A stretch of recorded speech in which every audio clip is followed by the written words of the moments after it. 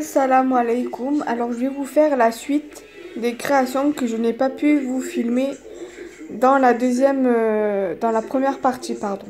Alors, sur ce présentoir à collier, je vais vous présenter deux de mes dernières créations.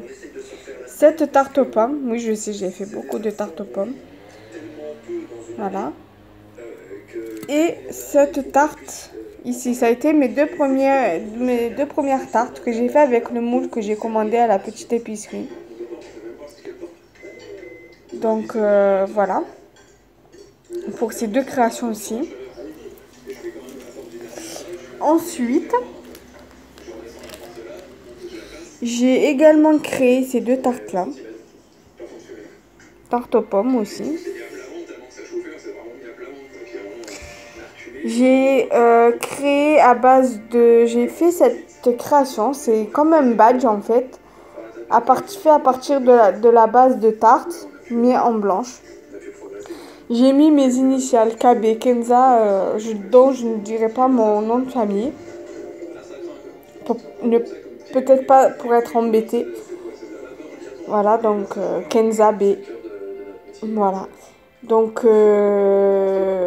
j'ai fait ce petit badge pour ne pas oublier, enfin pour me dire que je suis créatrice, quoi, voilà, créatrice de bijoux. Voilà. J'ai également fait cette plume là, j'en avais fait deux, une de cette couleur et une de cette couleur là. Non même pas, de cette... Elle est où la couleur? Bref, c'est pas grave. On est à peu près de cette couleur là, je me suis comprise.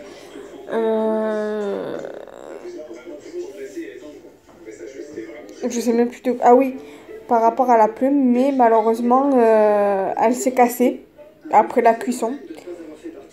Bref, c'est pas grave. Ensuite, sur ce présentoir à bijoux, je vais vous montrer qu'une seule bague, parce que j'en ai fait qu'une seule.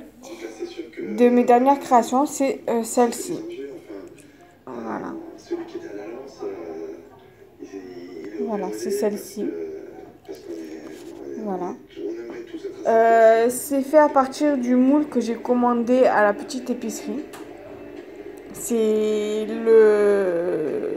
l'une des premières créations que j'ai fait avec les deux tartes aux pommes que je vous ai montré tout à l'heure. Ensuite ici, il y en a quelques-unes des nouvelles créations que j'ai faites. Alors il y a ce moule là, il y a ce porte-clés là. C'est l'une des dernières créations que j'ai fait sûrement chez ma mère, je crois. Ensuite, il y a cette création-là. C'est le même système que la bague que je viens de vous montrer, mais de couleurs différentes. Il y a ces trois-là. Oui, ces trois-là. C'est le même thème. Excusez-moi, mais j'ai mon support porte-clés qui est tombé. C'est pas grave. Et il y a aussi ces deux-là. Voilà. Le même système aussi. Voilà.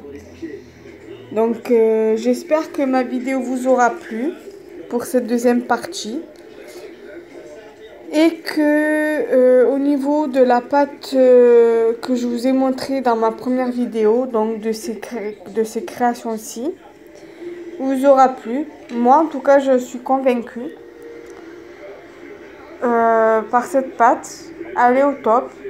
Seulement la couleur n'est pas vraiment géniale. Mais j'aime bien la travailler parce qu'elle est ni trop dure ni trop molle au niveau de la texture, au niveau de la pâte elle-même.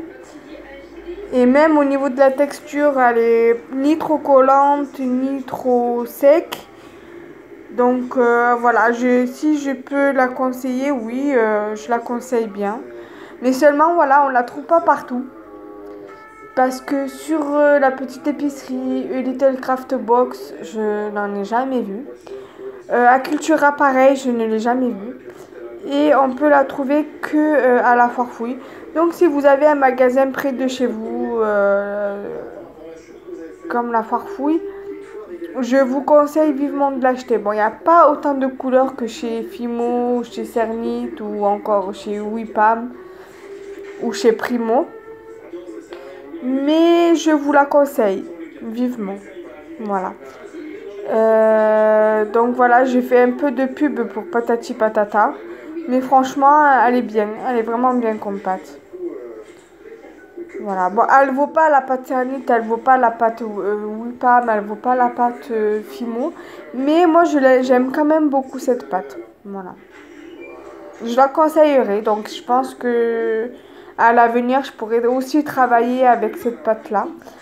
Je travaille beaucoup avec la Cernite et avec la Fimo. C'est mes deux pâtes principales. Et aussi, j'ai testé la pâte Prémo, qui est vraiment bien aussi. Donc, je la conseille vivement aussi, la pâte Prémo.